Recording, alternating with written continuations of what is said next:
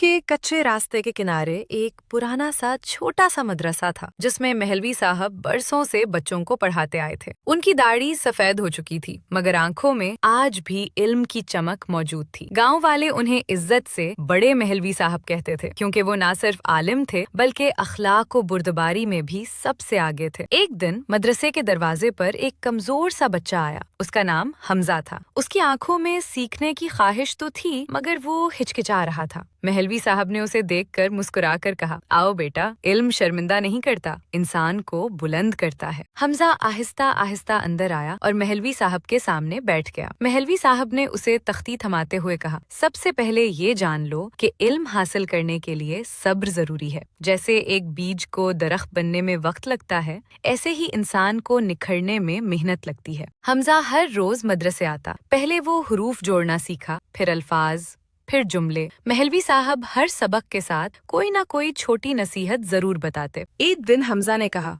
महलवी साहब, मैं पढ़ तो लेता हूँ मगर कभी कभी समझ नहीं आती। महलवी साहब मुस्कुराए, बेटा, समझ तब आती है जब दिल मुतमईन हो। नीयत से भी सीखा जाता है। तुम अपनी नीयत साफ रखो, मेहनत करते रहो, बाकी अल्लाह बेहतर करेगा। वक्त गुजरता गया, हमजा की खताती सुमर गई, पढ़ाई बेहतर हो गई और सबसे बढ़कर उसके अखलाक में नरमी आ गई। उसने आखिर में महलवी साहब से कहा, आपने मुझे सिर्फ पढ़ना नहीं सिखाया, जीना भी सिखाया है। महलवी साहब ने मोहब्बत से उसके सर पर हाथ रखा, यही तो असल तालीम है बेटा।